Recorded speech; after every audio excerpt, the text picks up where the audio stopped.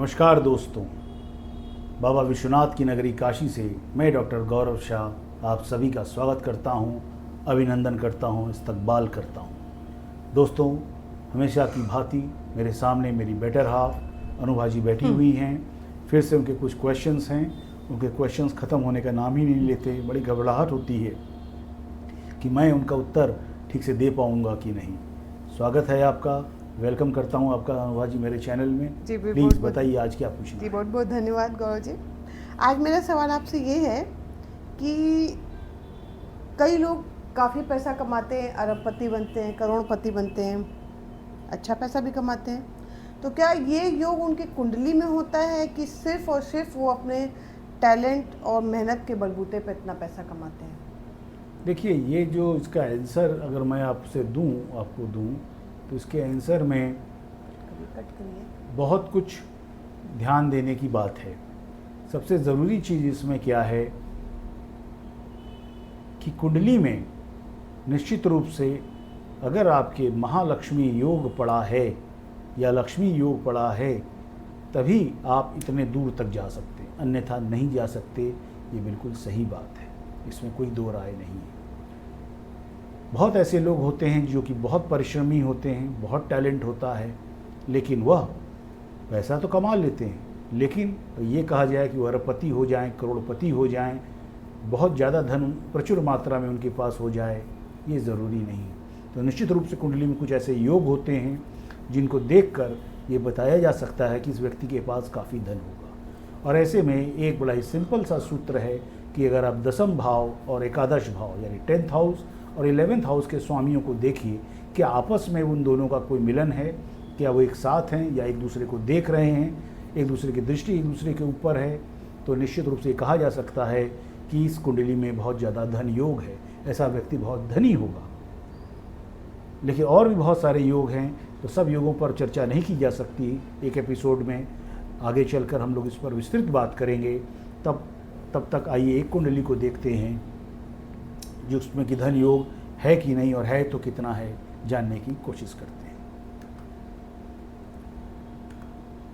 देखिए, ये चिरपरिचित नाम सभी इससे वाकिफ़ हैं। मुकेश अंबानी जी बहुत धनी व्यक्ति हैं, सिर्फ इंडिया ही के नहीं, विदेशों की पूरे विश्व के सबसे धनी और अमीर व्यक्तियों में इनका शुमार होता है।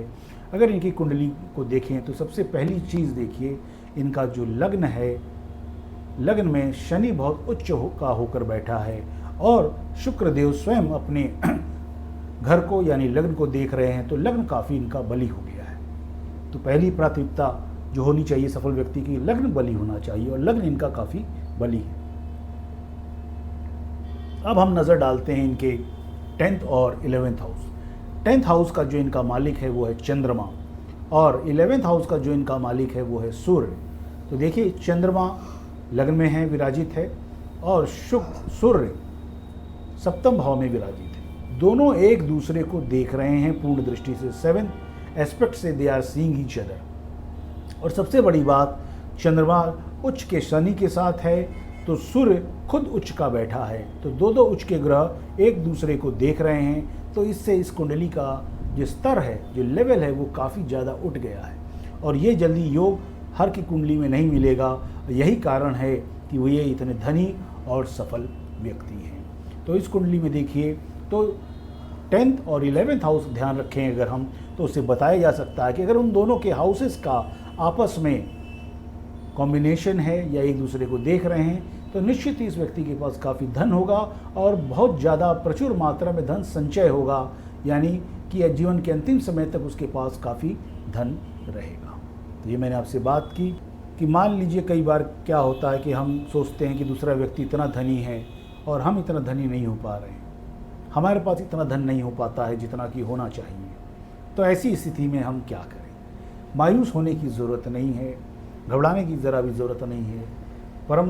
परमात्मा पर विश्वास रखें, परमात्मा पर विश्वास रखें, ईश्वर पर विश्वास रखें, सब अच्छा होगा।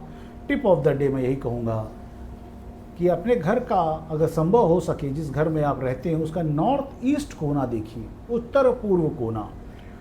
वो कोना कहीं कटा तो नहीं है, गोल तो नहीं है, उस कोने में कोई बहुत भारी वस्तु तो नहीं रखी है, उस कोने में कोई बहुत भारी सामान तो नहीं है, उसको ध्यान रखिए। और वो कोई बहुत गंदगी तो नहीं है, उसको साफ़ सुथरा रखिए। देखिएगा ऐसा करते ही अगर आप नॉर्थ ईस्ट कोना यानी उत्तर पूर्व यानी ईशान कोण को अगर आप अच्छे से व्यवस्थित कर लें तो आप यकीन मानिए धन भी आपको ज़िंदगी में काफ़ी आएगा। एक छोटा सा सूत्र मैंने दिया।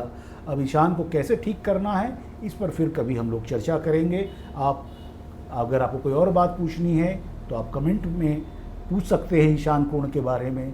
जहाँ तक संभव होगा मैं आपको बताऊंगा। मेरा परामर्श पूरी तरह से निःशुल्क है। I don't charge any fees at all. आप बिना संकोच के अपना date of birth, date of time of birth और प्लेस ऑफ बर्थ मुझे व्हाट्सएप करिए और मैं आपकी सहायता करूंगा। मेरे चैनल पे आने के लिए अनुभा जी आपका बहुत बहुत धन्यवाद, बहुत बहुत शुक्रिया। फिर मिलेंगे। जय हिंद, जय भारत, हर हर महादेव।